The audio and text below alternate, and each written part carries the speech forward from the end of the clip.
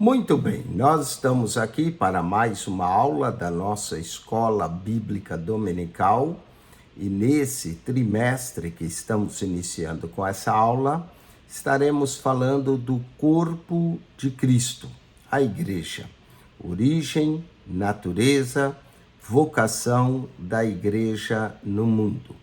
Durante esse trimestre, nós vamos estudar 13 lições, o corpo de Cristo, tem a ver com a origem, natureza e vocação da igreja no mundo. Na lição de número 1, que nós vamos falar hoje, vamos falar sobre a origem da igreja. Na lição 2, estaremos falando de imagens bíblicas da igreja. Na lição de número 3, trataremos a natureza da igreja. Na lição 4, falaremos da igreja e o reino de Deus. Lição 5, a missão da igreja de Cristo. E lembre-se que no quarto trimestre de 2023 nós falamos muito sobre missão. Lição 6, falaremos da igreja, organismo e organização. Lição 7, o ministério da igreja. Qual é o ministério da igreja? Lição de número 8, a disciplina da igreja. Na lição 9, o batismo, que é a primeira ordenança da igreja. Lição 10, a ceia do Senhor, que é a segunda ordenança da igreja. Na lição 11, trataremos o culto da igreja cristã. Na 12, o papel da pregação no culto. E lição 13, o poder de Deus na missão da igreja. Essa lição é bem própria e praticamente a continuação daquela lição que nós tivemos até os confins da terra. Vamos então começar com a lição de número 1, de 7 de janeiro de 2024. Nós sempre estamos dando 2 semanas atrasadas, né? 7 de janeiro de 2024, que é para o tempo de a revista chegar para nós. Vamos lá, a origem da igreja. Texto áureo. E disse-lhes Pedro: arrependei-vos, e cada um de vós seja batizados em nome de Jesus Cristo, para perdão dos pecados, e recebereis o dom do Espírito Santo. Atos 2:38. Essa fala de Pedro se deu no dia de Pentecoste. É ali que realmente, em Atos capítulo 2, começa a origem da igreja, com a descida do Espírito Santo no dia de Pentecoste, o sermão de Pedro. E quando eles perguntam: varões, irmãos, o que faremos? E Pedro responde: cada um de vós seja batizados em nome de Jesus Cristo para perdão dos pecados e recebereis o dom do Espírito Santo. Atos 2:38. Qual é a verdade prática? A verdade prática é que a igreja é a família de Deus, comprada com o sangue de Cristo e selada com o Espírito Santo. Vamos então à leitura bíblica em classe, Atos capítulo 2, verso 1 e 2, diz assim: cumprindo-se o dia de Pentecoste, estavam todos reunidos no mesmo lugar. E de repente veio do céu um som como de um vento veemente e impetuoso, encheu toda a casa em que estavam assentados. Esses 2 versos nos diz o que aconteceu no dia de Pentecostes. E se nós continuarmos lendo, vamos ver: e foram repartidas por eles línguas como de fogo, o qual pousaram sobre a cabeça de cada um, e começaram a falar em outras línguas conforme o Espírito Santo lhes concedia.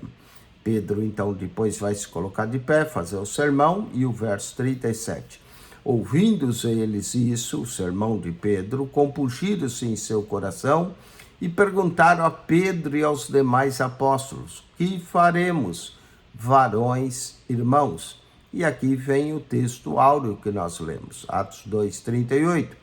E disse-lhes Pedro: arrependei-vos, e cada um de vós seja batizado em nome de Jesus Cristo para perdão dos pecados, e recebereis o dom do Espírito Santo. Portanto, a igreja começa com o arrependimento de nossos pecados e que nós sejamos batizados. E o batismo não é um mero ritual, o batismo é a crença que de fato nos arrependemos e que Jesus Cristo é o nosso Salvador e que pode perdoar os nossos pecados.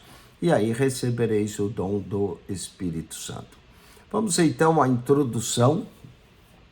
Uma rápida leitura do Novo Testamento é suficiente para percebermos o que a igreja é de fato e que importância a igreja tem. Para os apóstolos e os primeiros cristãos, a igreja era relevante. Paulo, por exemplo, denominou a igreja como a coluna e firmeza da verdade. 1 Timóteo, capítulo 3, verso 15. E o apóstolo Pedro a chamou de geração eleita, nação santa. 1 Pedro 2,9, povo escolhido, adquirido. Então, nessa lição, nós vamos mostrar o que a Bíblia de fato revela sobre a igreja de Deus. Veremos que o termo grego eclésia, que traduzimos por igreja de Deus, longe de ser meramente uma associação de pessoas, é sim uma instituição divina.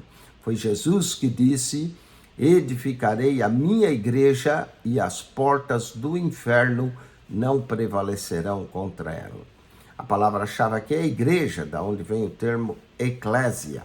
Ek, no grego, significa para, clésia, chamado, um grupo de pessoas chamada para fora do mundo para viver para Deus. Vamos ao tópico 1 da nossa lição. Falemos do povo de Deus na história. No Antigo Testamento, o termo hebraico Ka'al é usado para se referir a um ajuntamento do povo de Deus, como uma congregação, e isso debaixo do Antigo Pacto. Nesse pacto, Ka'al é usado como uma convocação para uma assembleia, um ato de reunir-se em assembleia. Dessa forma, Ka'al é descrito como povo reunido. Deuteronômio capítulo 4, verso 10. Ou a congregação do povo, como Juízes capítulo 20, verso 2. Ou ainda a multidão, como em 1 Samuel 17, verso 47, na Nova Almeida atualizada.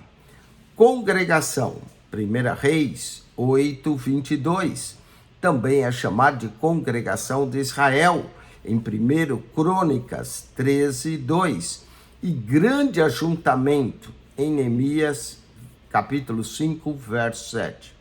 O termo Ka'al, portanto, no contexto do Antigo Testamento, se refere ao Israel étnico, uma nação que se juntava ou reunia tanto com fins culticos ou não.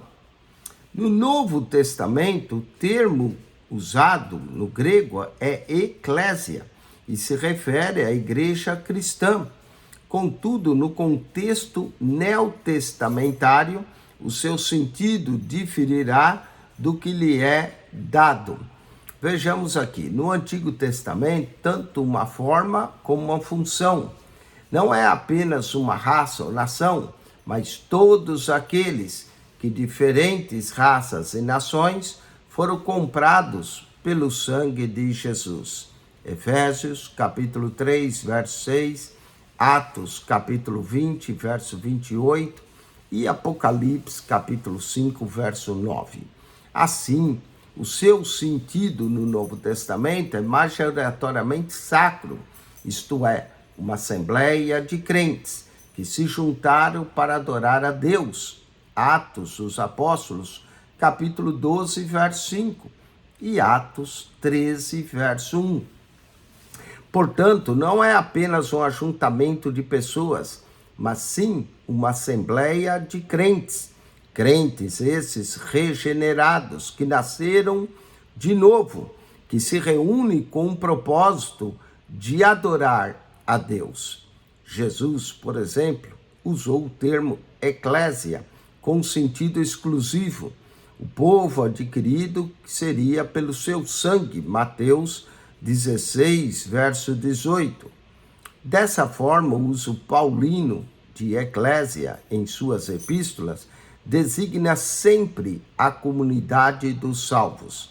Assim vemos Paulo saudando a igreja, 1 Coríntios 1:2, ensinando as igrejas, 1 Coríntios capítulo 7, verso 17, disciplinando o uso dos dons de adoração na igreja, 1 Coríntios capítulo 14, verso 4, 5, 12, 19, verso 23, verso 28, verso 33, 34 e 35 de 1 Coríntios, capítulo 14. E Paulo também dá diretrizes à igreja em 1 Coríntios, capítulo 16, verso 1. Vamos na história cristã. Esse é o terceiro ponto do primeiro tópico da nossa lição. Há quem creia que a igreja subsiste governada pelo sucessor de Pedro e pelos bispos em comunhão com ele. Esse pessoal crê em sucessão apostólica. Evidentemente, a tradição protestante rejeitou esse conceito, visto que ele não reflete o contexto de fato do Novo Testamento, onde a figura do apóstolo Pedro, o sucessor de Pedro, é totalmente estranha e desconhecida. Após a reforma do século XVI, a tradição protestante procurou dar um sentido bíblico e mais preciso a respeito do que uma igreja é de fato. Em uma grande denominação protestante histórica, a igreja é definida como uma congregação local de pessoas regeneradas, ou seja, nascidas de novo e batizadas após a sua profissão de fé. Por outro lado, de acordo com um documento de uma grande denominação pentecostal americana, entendemos a igreja como o corpo de Cristo, a habitação de Deus através do Espírito Santo, com divinas nomeações para o cumprimento de sua grande comissão, onde cada crente nascido do Espírito é parte integrante da Assembleia Universal e da Igreja dos primogênitos que estão escritos no céu. Efésios capítulo 1, verso 22 e 23, Efésios 2, 22 e Hebreus capítulo 12, versículo de número 23.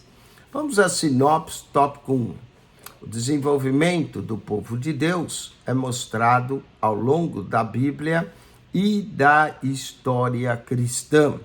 Portanto, ao estudar a Bíblia e também a história cristã, ou mais especificamente a história da igreja, podemos ver o desenvolvimento do povo de Deus. Vamos agora ao tópico 2, falar da igreja como uma criação divina. Primeiro ponto, a igreja como um ideal de Deus. Desde a eternidade, a igreja estava no coração de Deus e foi idealizada por ele. Paulo chega a chamar o mistério que estava oculto em Deus desde os tempos passados. Em sua essência, a igreja é um projeto divino, como também a Bíblia diz que nos elegeu nele, em Cristo Jesus. Portanto, a nossa eleição ocorre em Cristo Jesus e ela ocorre antes da fundação do mundo. E aqui, antes da fundação do mundo, sugere a ideia que o plano de salvação de Deus já estava proposto antes mesmo da fundação do mundo, antes da criação do mundo.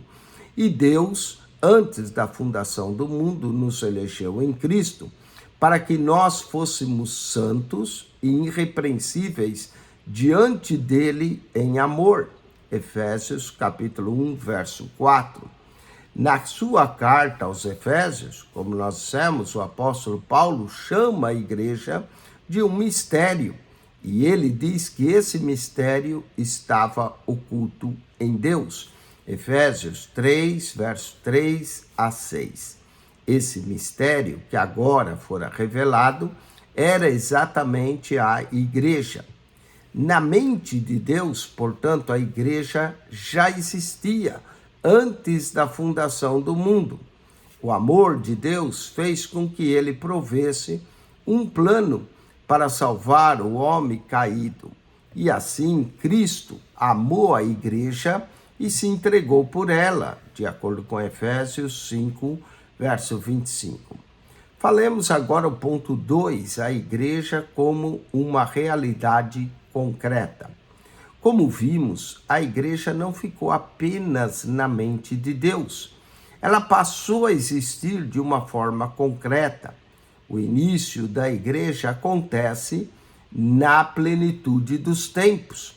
Gálatas 4:4 diz: mas vindo à plenitude dos tempos, Deus enviou seu Filho, nascido de mulher, nascido sob a lei. Dessa forma, Deus fez ou faz congregar em Cristo todas as coisas na dispensação da plenitude dos tempos. Efésios 1:10. Então surge a pergunta: quando a igreja passou a existir de fato? Quando ela se estabeleceu na sua forma concreta? A maioria dos teólogos defende que foi no dia de Pentecostes. A igreja, por exemplo, não é citada nos evangelhos de Marcos, nem de Lucas e muito menos de João. Somente Mateus é que fala de sua existência, mas ainda fala como um evento futuro: edificarei a minha igreja. Falemos agora da igreja no Pentecoste.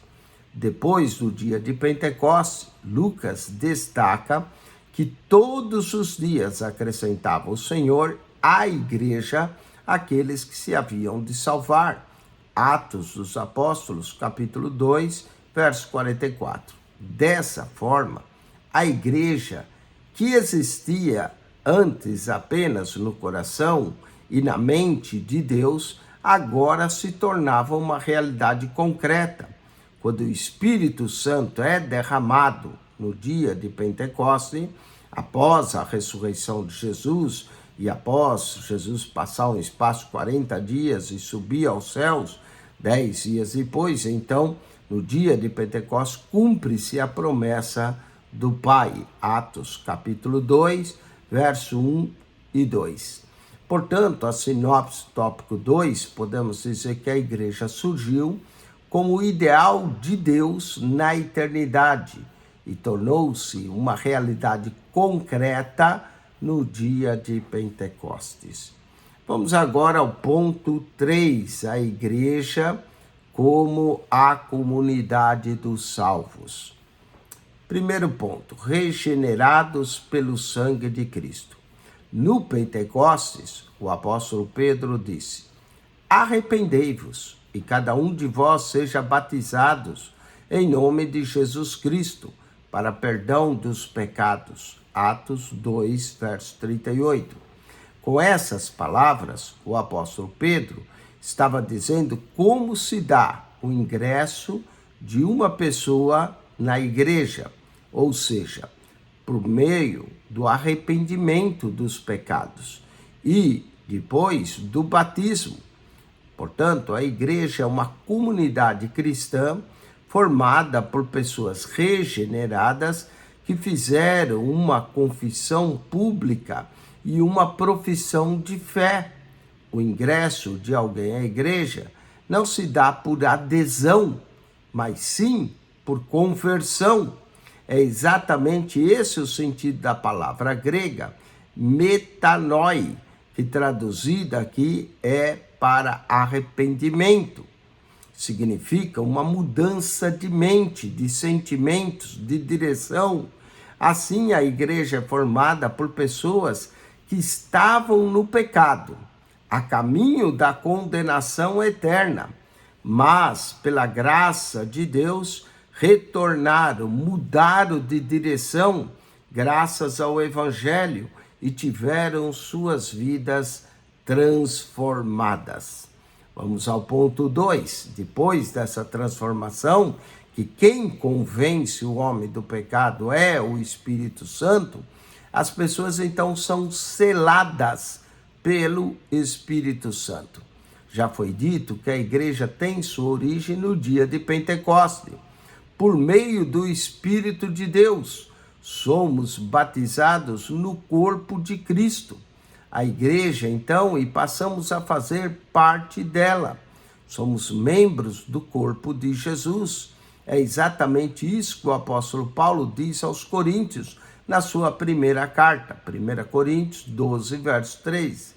Pois todos nós fomos batizados em um espírito, formando um corpo, quer judeus, quer gregos, quer servos, quer livres, e todos temos bebido de um espírito.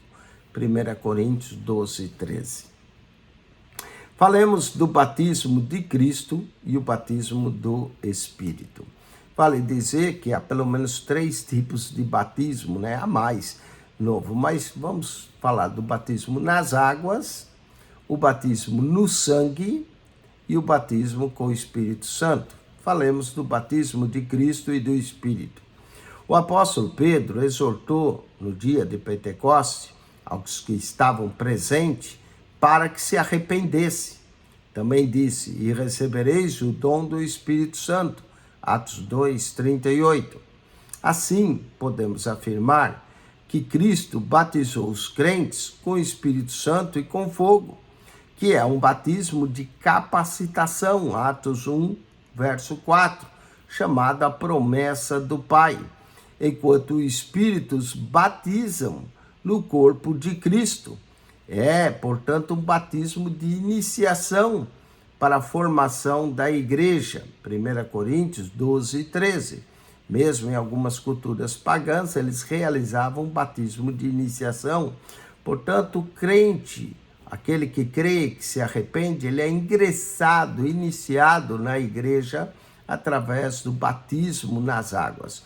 E o batismo representa também, de acordo com Romanos 6, verso 4, nossa identificação com o sepultamento com Cristo.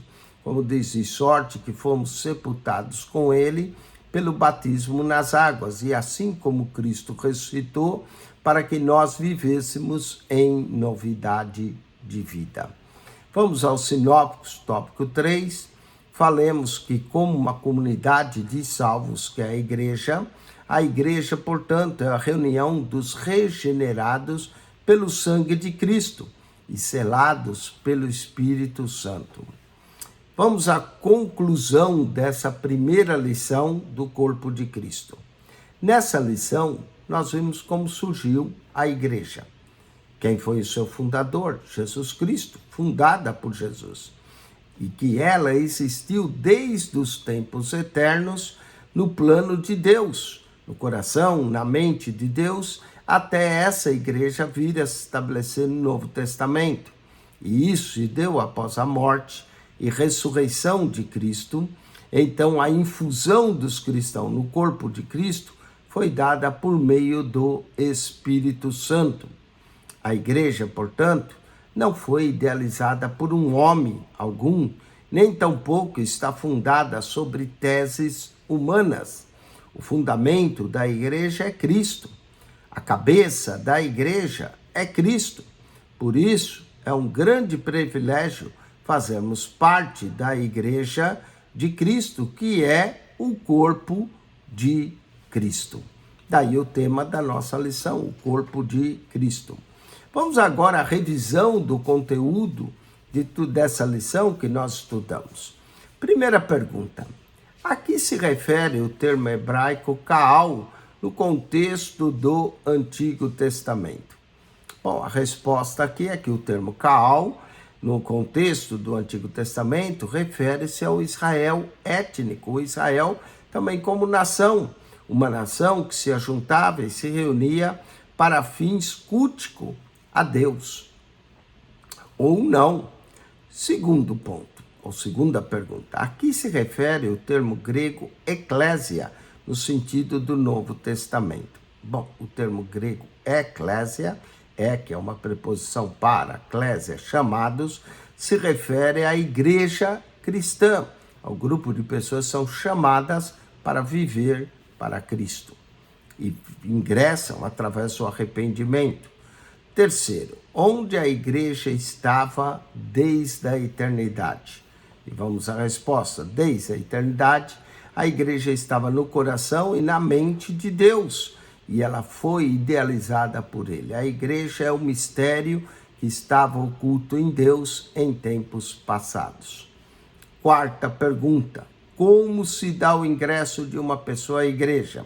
O ingresso de alguém se dá na igreja não é por adesão, mas por conversão. É preciso arrepender-se, é preciso ser batizado nas águas, e esse batismo para identificação completa com Cristo. Vamos à quinta e última pergunta. Por meio de quem somos batizados no corpo de Cristo e passamos a fazer parte da igreja?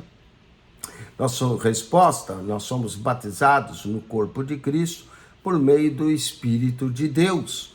Batizados, então, no corpo de Cristo, a igreja passamos a fazer parte dela. Somos membros do corpo de Cristo, aonde Cristo é o cabeça da igreja. Bom, espero que você tenha gostado dessa lição número 1, aonde nós falamos e procuramos tratar aqui da origem da igreja. A igreja se origina na eternidade, mistério oculto em Deus, teve o seu fundador como Jesus e o Espírito Santo trazendo a conversão e nos infundindo. Portanto, a igreja, temos aqui o Pai planejando a igreja, o mistério oculto que estava escondido em Deus, o Pai, o Filho, o fundador da igreja, o dono da igreja, tanto que a igreja é chamada corpo de Cristo.